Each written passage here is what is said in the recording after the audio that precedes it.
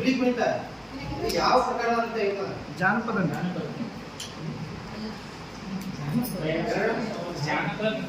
Very good, ಚಪ್ಪಾಳೆ. ಈಗ ನಾವು ದರ ಬೇಂದ್ರದು ಆಟ ಆಡ್ತೀವಿ ನೋಡಿ, ಸ್ವಲ್ಪ ಆಟ ಅದು ಯಾವ ಗೀತೆ ಅಂದ್ರೆ ಹೇಳ್ಬೇಕು, ಹೇಳ್ತಾರ ಸರಿಯಾಗಿ. ನೀ ಹಿಂಗ ನೋಡಬೇಡ ನನ್ನ, ನೀ ಹಿಂಗ ನೋಡಿದರೆ ನನ್ನ ತಿರುಗಿ ನಾಯಕ ನೋಡಲಿ, ನೀ ಹಿಂಗ ನೋಡಬೇಡ ನನ್ನ, ನೀ ಹಿಂಗ ನೋಡಿದರೆ ನನ್ನ.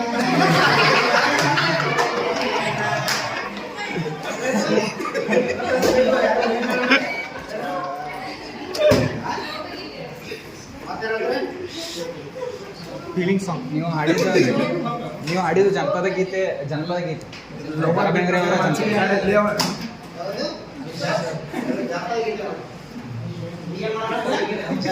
ಕಲೆಗಳ ಕುರಿತು ಅಧ್ಯಯನ ಮಾಡೋಣ. ಟಿಫಿನ್ ದಿನ ಅಂತಂದ್ರೆ ಸರಿ ಹಾಡಾಡ್ತಾ ಇಷ್ಟಪಕ್ಕೆ ಕ್ಲಾಸಿಕಲ್ ಸಾಂಗ್ಸ್ ಜೋಗತ್ತಪ್ಪ ಸಿರಿಬೇಕಾದ್ರೆ ಭಾಳ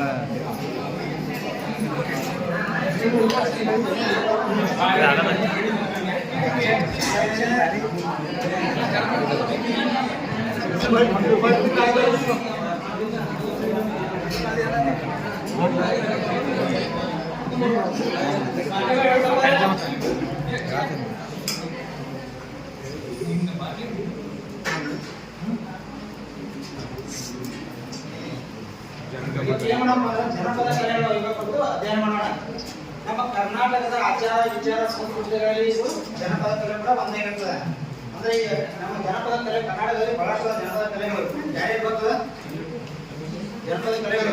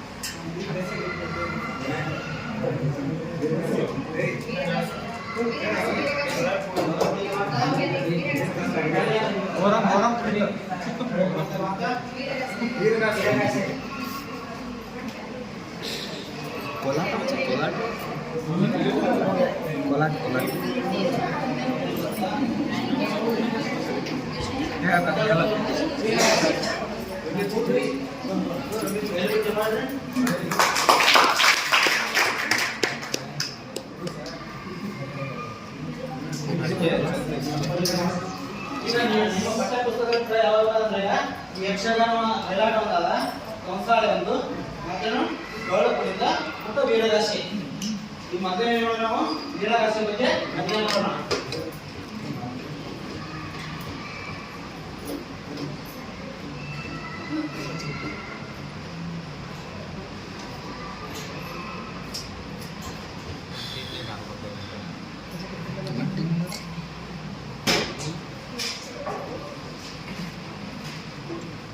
ಮೊದಲನೇ ವೀರಗಾಸೆ ನೋಡೋಣ. ವೀರಗಾಸೆಯವರ ವೇಷಭೂಷಣ ಹೆಂಗಿರ್ತದ ಮತ್ತು ಇದರಲ್ಲಿ ಎಷ್ಟು ಜನ ಭಾಗವಹಿಸ್ತಾರ ಮತ್ತು ಅವರು ನೃತ್ಯ ಮಾಡುವಾಗ ಯಾವ ರೀತಿಯ ಬಟ್ಟೆಯನ್ನು ಧರಿಸುತ್ತಾರೆ ನೋಡೋಣ. ನೋಡಿ, ವೀರಗಾಸೆಯಿಂದ ಶೈವ ಸಂಪ್ರದಾಯದ ಧಾರ್ಮಿಕ ವೀರ ನೃತ್ಯ, ಸಾಮೂಹಿಕ ನೃತ್ಯವನ್ನು ಒಳಗೊಂಡ ಕರ್ನಾಟಕದ ಜನಪದ ಕಲೆ. 20 ರಿಂದ 30 ಮಂದಿ ಇದರಲ್ಲಿ ಭಾಗವಹಿಸುತ್ತಾರೆ.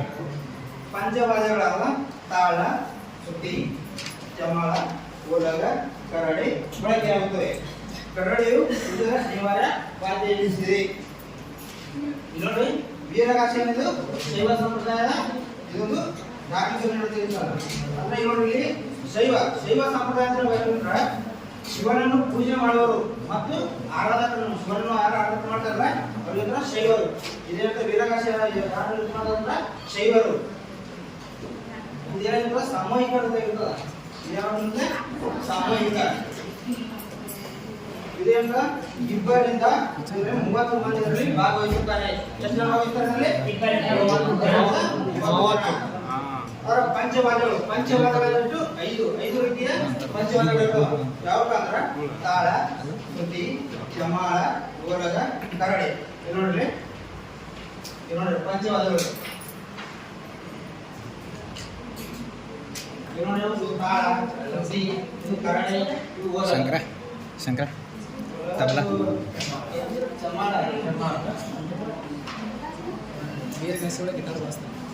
ಯಾರ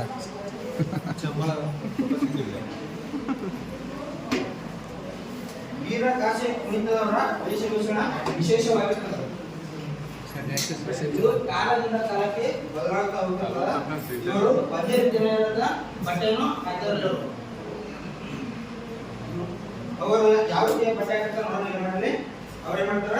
ಬಿಳಿಯ ಪಂಚೆಯ ವೀರಗಚ್ಚೆ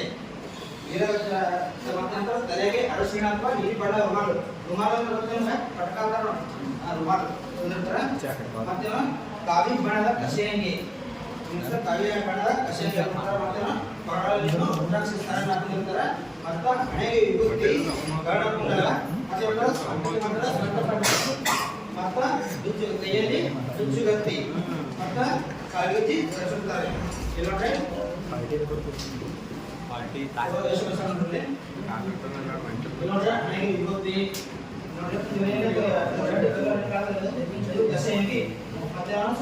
ಸೊಂಟ ಪಾಟಿ ಕಾಲ್ಗೆಜ್ಜೆ ಕೈಯಲ್ಲಿ ಕತ್ತಿ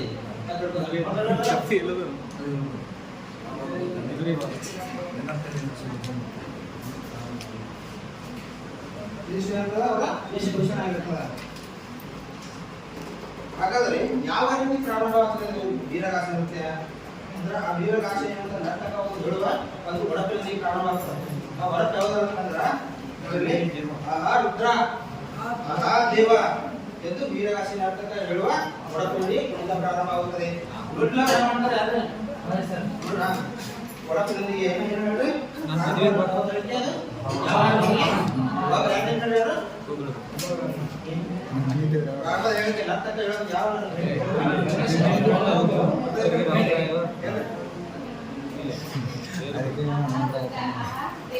ವೆರಿ ಗುಡ್.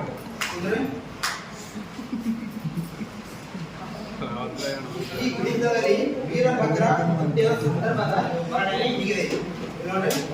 ವೀರಭದ್ರ ದೇವರ ಹುಟ್ಟಿದ ರೂಪ ಎಂದರೆ ಹುಟ್ಟಿದಾಗಲಿ ಹೂವಿನಗಾಸೆ, ಮಂಜುಳಗಾಸೆ, ಬ್ರಹ್ಮಗಾಸೆ, ವಿಷ್ಣುಗಾಸೆ, ರುದ್ರಗಾಸೆ, ಕಟ್ಟಿದ ಹೊನ್ನಾವಿಗೆ 1000 ಶಿರ, 3000 ನಯನ, 2000 ಭುಜ, ಕೆಕ್ಕರಿಸಿದ ಕಣ್ಣು, ಜುಂಜು ಮಂಡೆ. ಇಂಥಪ್ಪ ಶ್ರೀ ವೀರಭದ್ರ ದೇವರು ಭೂಮದ ಕಡೆಗೆ ಒಳಗೆ ಹೇಗೆ ಬರ್ತಾರೆ ಅಂದರೆ ವೀರಭದ್ರ ಹೂವಿನಗಾಸೆ ಪುಷ್ಪದಿಂದ ಅಲಂಕೃತವಾಗಿದೆ. ಹೂವಿನಗಾಸೆ ಮತ್ತ ಮಂಜುಳಗಾಸೆ ಅಂದ್ರ ನೋಡುವುದಕ್ಕೆ ಮನವರಿಕೆ ಮತ್ತು ಸೊಗಸಾಗಿ ಕಾಣುವಂಥದ್ದು. ಮತ್ತ ಬ್ರಹ್ಮಗಾಸೆ ಅಂದ್ರ ಸೃಷ್ಟಿಕರ್ತನಾದ ಬ್ರಹ್ಮದೇವನ ಉಡುಗೆ. ಮತ್ತ ವಿಷ್ಣುಗಾಸೆ ಅಂದ್ರ ನಾರಾಯಣನ ಉಡುಗೆ. ಮತ್ತೆ ರುದ್ರಗಾಸೆ ಅಂದ್ರ ಭಯಂಕರ ಶಿವನ ಉಡುಗೆ. ಮತ್ತು ಮೆಟ್ಟಿದ ಹೊನ್ನಾವಿಗೆ ಅಂದ್ರ ಮೆಟ್ಟಿದ ಹಾಕಿಕೊಂಡ. ಮತ್ತೇನ ಹೊನ್ನ ಅಂದ್ರ ಬಂಗಾರ. ಆವಿಗೆ ಅಂದ್ರ ಪಾದರಕ್ಷೆಗಳು ಹಾಕಿಕೊಂಡ ಬಂಗಾರದ ಪಾದರಕ್ಷೆಗಳು ಮೆಟ್ಟಿದ ಹೊನ್ನಾವಿಗೆ ಅಂದ್ರ 1000 ಶಿರ ಅಂದ್ರ 1000 ಶಿರ ಅಂದ್ರ 1000 ತಲೆ. 3000 ನಯನ. 3000 ನಯನ ಅಂದ್ರೇನು? 3000 ಅಂದ್ರೆ ಕಣ್ಣು. 3000 ಕಣ್ಣು ಯಾಕಂದ್ರ ಶಿವನಿಗೆ ಎಷ್ಟು 3 ಕಣ್ಣು ಇರ್ತಾವ. ಇಲ್ಲಿಂದ್ರ 1000 ಶಿರ. 1000 ತಲೆ ಅಂದ್ರೆ ಎಷ್ಟು? 1000 ಶಿರ ಅಂದ್ರೆ 1000 ತಲೆ ಅಂದ್ರೆ ತಲೆಗೆ 3 ಕಣ್ಣು ಇರುತ್ತೆ. 3000 ನಯನ ಅಂದ್ರೆ 3000 ಕಣ್ಣು. ಮತ್ತ 2000 ಭುಜ ಅಂದ್ರೆ 2000 ಕೈಗಳು. ಕೆಕ್ಕರಿಸಿದ ಕಣ್ಣು ಅಂದ್ರೆ ಕೆಂಪಾದ ಕಣ್ಣು ಅಂತ ಸಿಟ್ಟಿನಿಂದ ಕೂಡಿರುವಂತಹ ಕಣ್ಣು. ಜುಂಜು ಮಂಡೆ ಅಂದ್ರೆ ಚುಟ್ಟು ಇರುವಂತಹ ತಲೆ. ಈ ರೀತಿಯಾಗಿ ಶ್ರೀ ವೀರಭದ್ರ ಹೋಮದ ಕುಂಡದೊಳಗೆ ಹೇಗೆ ಬರ್ತಾರೆ ಅಂದರೆ ಅಂದ್ರೆ ಇದು ಹುಟ್ಟಿದ ವಿವರಿಸ್ತಾರೆ. ಹೀಗೆ ವೀರಗಾಸೆ ಬಗ್ಗೆ ಮುಂದಿನ ತರಗತಿ ಈಗ ಈ ಕಂಸಾಳೆ ಡೊಳ್ಳು ಬಗ್ಗೆ ಅಧ್ಯಯನ ಮಾಡೋಣ.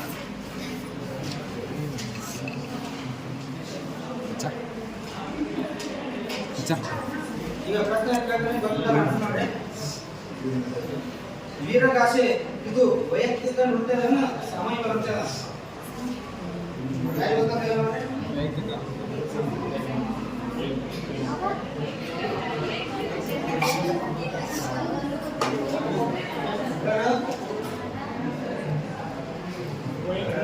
ವಿಡಿಯೋ ಮಾಡೋದು ವೀರಗಾಸೆಯಲ್ಲಿ ಎಷ್ಟು ಜನ ಭಾಗವಹಿಸ್ತಾರೆ?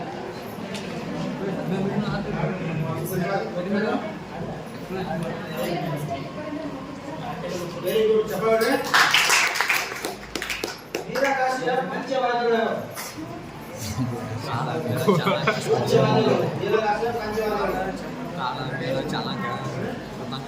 ವೀರಗಾಸೆಯ ಪಂಚವಾದ್ಯಗಳು ತಾಳ, ಸುಬ್ಬಿ, ಚಮ್ಮಾಳ, ಗೋಲ.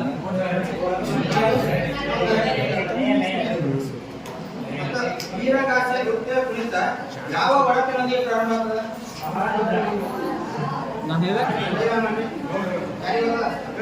ಹನುಮಂತ್ರ ಆಹಾ ರುದ್ರ ಆಹಾ ದೇವ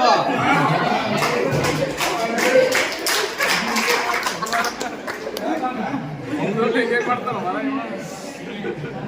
ಈ ಒಂದೇ ಸ್ಕಿಲ್ ಆಯ್ತು, ಒಂದು ಕಂಪ್ಲೀಟ್ ಆಯ್ತು ಒಂದು ಸಹಿ ಮಾಡಿಸ್ಬೇಕು ಸರ್. ವೀರಗಾಸೆ ನೃತ್ಯ ಆ ಜೋರೇ ಹೇಳ್ಬೇಕಾದ್ರೆ